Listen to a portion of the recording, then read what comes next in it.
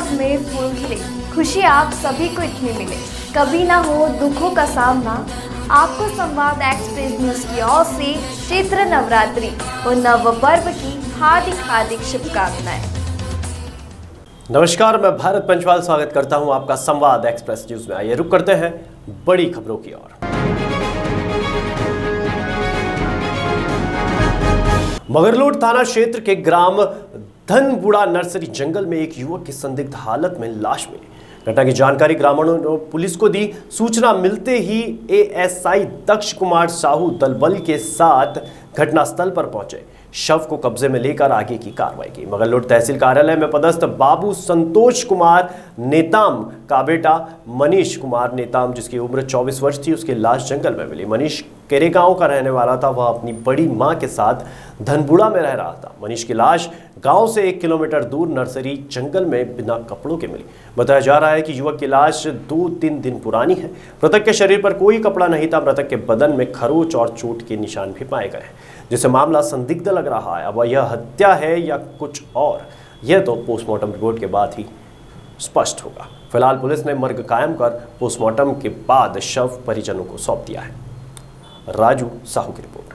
Bemetara police अधीक्षक धर्मेंद्र सिंह और अतिरिक्त पुलिस अधीक्षक पंकज पटेल के निर्देशन पर एसडीओपी बरेला तेजराम पटेल ने थाना और चौकी कनरका का अर्धवार्षिक और किट परेड निरीक्षण किया गया।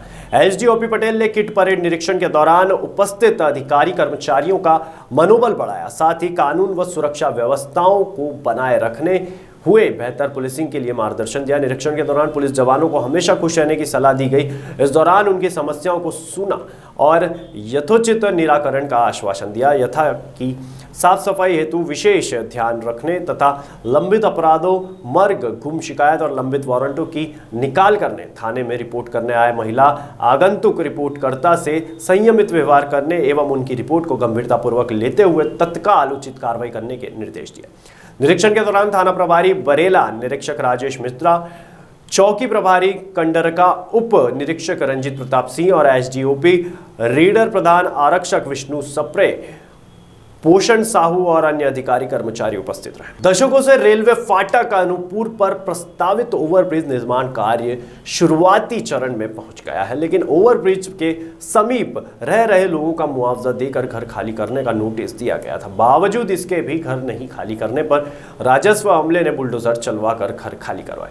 अब फ्लाईओवर ब्रिज निर्माण कार्य आसान हो जाएगा। अनूपपुर मुख्यालय पर जनता की मांग और सामाजिक नेताओं की लंबी लड़ाई के बाद 2016 में भाजपा शासन के दौरान फ्लाईओवर ब्रिज की स्वीकृति प्रदान की गई थी। मुख्यमंत्री शिवराज ने 6 अगस्त 2016 को रेलवे फ्लाईओवर ब्रिज निर्माण की घोषणा की थी। उसके अनुपालन में राज्य शासन में 14 दिसंबर 2016 को 2103.95 लाख रुपए की स्वीकृति भी दे दी थी, जिसके बाद से अब तक रेलवे फ्लाईओवर निर्माण कार्य सिर्फ शिलान्यास तक ही सीमित होकर रह गया। 2016 से लेकर अब तक मध्य प्रदेश और अनूपपुर में भाजपा और कांग्रेस दोनों ने ही शासन किया है, लेकिन दोनों सरकार अनूपपुर मुख्यालय में प्रस्तावित रेलवे फ्लाईओवर का निर्माण नहीं कर सका है। लंबे इंतजार के बाद जब फ्लाईओवर ब्रिज निर्माण कार्य शुरू हो जा रहा था तो क्षेत्र में रह रहे लोग घर खाली नहीं कर रहे थे, जिन्हें जिला प्रशासन के राजस्व अमले ने बुलडोजर चलवा कर हटाया। अब अनूपपुर वासियों का फ्लाईओवर ब्रिज निर्माण कार्य आसानी से हो पाएगा।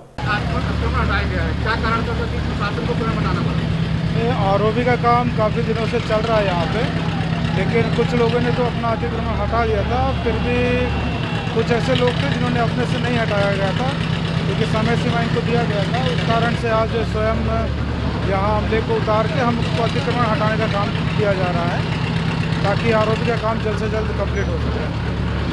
एक अरसे से भारत में न सिर्फ अलग अलग धर्म और जाति के लोग सौहार्दपूर्ण रहते आए हैं, बल्कि कई मौकों पर यहाँ विभिन्न धर्म के लोगों ने एक दूसरे के प्रति नेकी और भाईचारे की अनोखी मिसाल भी पेश की है। यह तस्वीर भी इसी आपसी प्रेम को दिखा रही है। अनूपपुर जिले के अमलाई में सिंधी समाज के लोगों के द्वारा वरुण देवता के जन्मोत्सव चेत्री चंड नववर्ष के रूप में मनाया जाता है, जिसमें सिंधी समाज के लोग एक विशाल रैली निकालकर नगर भ्रमण कर पूजा पाठ करते हैं। इस मौके पर निकले रैली के दौरान अमलाई के मुस्लिम भाइयों ने हिंदुओं के लिए न सिर्फ पानी शरबत का इंतजाम किया, बल्कि उन्हें अपने हाथों से पानी पिलाकर आपसी एकता और एक दूसरे के धर्मों के प्रति सम्मान की एक मिसाल पेश की।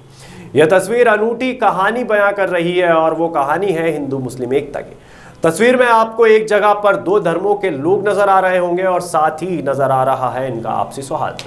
यह तस्वीर एक आईना है धर्म के उन ठेकेदारों के लिए जो समाज में धर्म के नाम पर इंसान और इंसान के बीच नफरत पैदा करने की कोशिश करते हैं। रितेश गुप्ता की खास रिपोर्ट। क्षेत्र बहुत सभी धर्मों के समान रूप से एंजॉय करते हैं, आनंद लेते हैं। इसी उपलक्ष्य में झूलेलाल जयंती में चाहे वो हिंदू हो, मुस्लिम हो, सिख हो, सभी ने सहयोग देते हुए हमारे क्षेत्र में बहुत आनंद है। इसी आनंद के उपलक्ष्य में झूलेलाल जयंती में चाहे हिंदू मुस्लिम सभी समाज के लोगों ने बढ़ चढ़ कर हिस्सा लिया है और आनंद है। हर वर्ष की बात है, इस वर्ष भी सिंधी समाज अमलाई के तत्वाधान में झूलेलाल जयंती का आयोजन किया गया है, जिसमें हर धर्म के लोगों ने अपना सहयोग दिया है। जय झूलेलाल। हमारी जो यहाँ पे आज त्योहार है झूलेलाल जयंती है और पूरे देश में मनाई जा रही है। उसी के संदर्भ में आज अमलाई में भी झूलेलाल जयंती मनाई जा रही है और हमारे अमलाई क्षेत्र का एक गौरव रहा है कि हम लोग हिंदू मुस्लिम सिख ईसाई सिंधी सभी लोग हर त्यौहार को, हर पर्व को, हर वर्ग के त्यौहार को मिलजुल कर मनाते हैं और उसी कड़ी में आज भी हम लोग यहाँ पर हिंदू मुस्लिम सिंधी समाज सब लोग मिलकर बड़ी खुशी और उल्लास के साथ मना रहे हैं।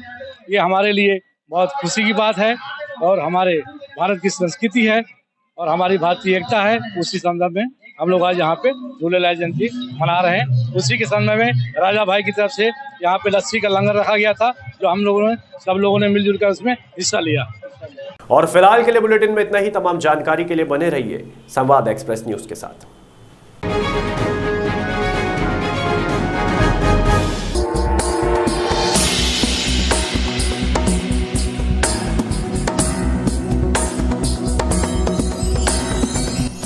पग पग में फूल खिले, खुशी आप सभी को इतनी मिले, कभी ना हो दुखों का सामना।